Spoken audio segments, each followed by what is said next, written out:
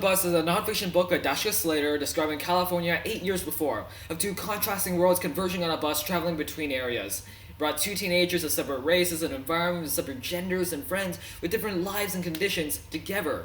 A position together on the same bus, one black boy's fatal decision ignited fiery debate and stirred the attention of people across the world. One theme of this book is that people deserve more forgiveness and opportunities to change. Capable people will learn from their mistakes. Richard, an adolescent 16-year-old boy from Oakland, California, is responsible for third-degree burns throughout Sasha, the victim's body, resulting in charred skin. However, this teenager isn't qualified for a life sentence, a sentence usually only justified for an adult trial. He should be the very least forgiven for his behavior because Richard had very little control over his actions, only realizing the consequences moments after. For a pubescent boy, activity like this is common, especially for people that had witnessed trauma before. Adolescent minds are regularly developing and making impulsive decisions. Many people observe that adolescents tend to be more reckless and impulsive and vulnerable to peer pressure. Page 187, Slater. How the author specifically includes peer pressure as well as being impulsive is interesting and also intentional. The author suggests that Richard was influenced by his two friends Lloyd and Molly B beside him, who convinced him to light Sasha on fire. She even illustrates how much Richard had witnessed before the accident, making him seem pitiable and just traumatized for the death he'd seen and the living conditions he lives in. Eventually, Richard recognizes the harm that he's done and writes letters to Sasha to describe the guilt and sadness that he feels. Although he's accountable for this crime, the crime wasn't derived from hatred, contrasting from how the audience narrated the story. He acknowledges the consequences and is sincerely sorry for the pain that he delivered to Sasha. It's me again, Richard. I just wanted to say that I'm so very sorry and I hope you're getting better. I had a nightmare last night and woke up shredded and apologizing. I really hope that you get back to the way you were. I went to court yesterday and they're making me seem like a monster, but I'm not. I'm just a good kid if you get to know me, and I'm sure you've been a nice person too. I regret what I did. Didn't know that you're driving with guys like that, even though I had no reason to do so anyway. I don't know what's going through my head.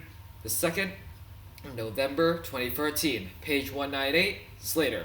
The author included 3 letters accounting for this one, each one making Richard seem genuinely sorry for his impulsive behavior. The author clearly encourages you to feel empathy towards Richard, to forgive him.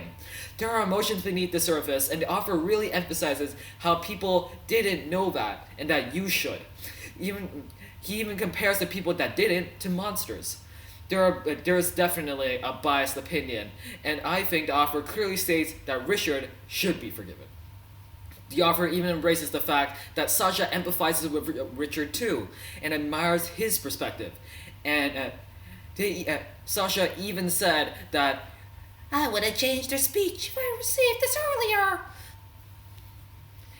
Throughout the book, there are many references to restorative justice. It's a principle where the crime isn't disciplined, but rather the victim and the assailant come together and forgive each other and come to equal terms.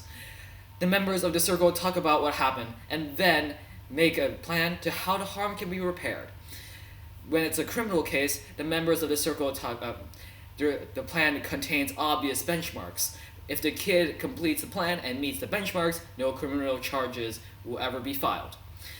It is found that those who took part in the process were 60% less likely to reoffend than the ones who went through the traditional legal process. Without doubt, this directly tells you to forgive Richard, because it's a better solution. The theme of the story is that people deserve more forgiveness and opportunities to change, and because the author wants you to know that change would be both beneficial to the assailant and the victim, and both can recover together. She promises a happy ending if you support it.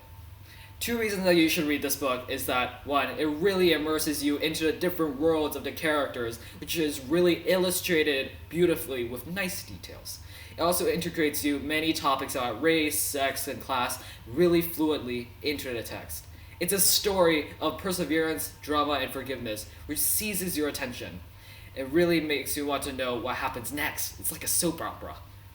Yeah, so go read that. Also, that was 2 reasons. Sorry, I didn't split.